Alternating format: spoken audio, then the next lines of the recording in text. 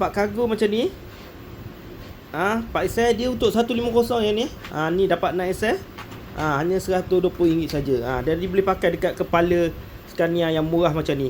Okay. Assalamualaikum dan selamat kembali ke channel Hairi Model. So kat depan saya ni kita ada low loader dengan kita ada kargo. Ekor lain pun ada, tapi saya nak fokuskan low loader dengan kargo. Kargo pagar rendah ada, pagar tinggi pun ada. Okay. So, sekarang ni kita tengah proses nak buat ekor baru lah. Okay, patutnya ni kita lelong. Patutnya ni saya lelong, kita lelong bila hujung tahun ni kita nak teruskan ni. Okay, so to last lah. Kita bagi harga macam kira jackpot macam ni. Okay, tapi disebabkan kita ada usaha keluarga, kita tak dapat. So kita sebelum ni pun macam kurang etis kan. Okay, so ni bila kita tengok memang terpaksa buat juga sebab kita nak, sebenarnya kita untuk tahun 2026 ni kita ada impian. Impian kita nak perbanyakkan model dan juga perbanyakkan stok yang ready stock lah. Okay, so kali ni memang saya nak ekor baru ni memang kita nak buat, terus kita nak buat dengan skala banyak lah.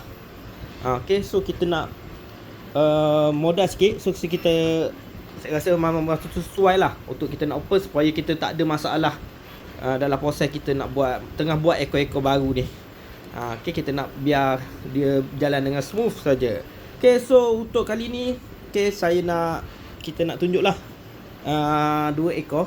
Okay, 2 ekor set combo. Sebelum ni kita buat 6. Ada orang minta, bang saya 6 tu banyak sangat dan dia nak 2 je. Selalu 2 item yang orang nak.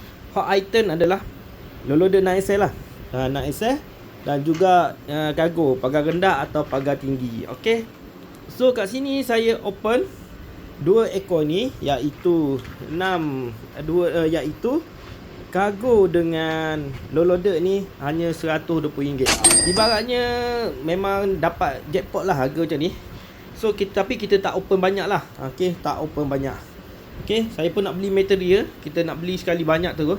Sebab kalau beli sikit-sikit dia kadang-kadang dia, bila kita beli tak cukup, so kita kena tunggu lagi. Tu tak nak tu. So kali ni kita nak beli lagi satu. Nanti bulan depan pun dah dekat Raya Cina. So nanti Cina akan cuti lama. So kita nak beli stok dengan cepat. Macam stok ni, stok material lah. Ekor-ekor ni kita buat sendiri. Okay, so alright. So dapat 2 ni, dapat kargo macam ni.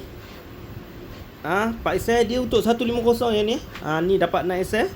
Hanya RM120 saja. Dan dia boleh pakai dekat kepala Scania yang murah macam ni. Okay, yang murah Volvo ke apa ke boleh pakai. Okay, alright. So berminat, limited stock. So jom kita kembangkan lagi untuk tahun 2026 ni. So ni permulaannya. Okay, kalau berminat ataupun nak support air model ataupun banyak kepala kosong lagi, boleh dapatkan ekor ni. Okay, so saya boleh katakan memang last dah dapat harga macam ni. So once kita dah cukup semua, kita dah akan stop. Memang tak ada dah harga jackpot macam ni. Okay, right. So jumpa lagi.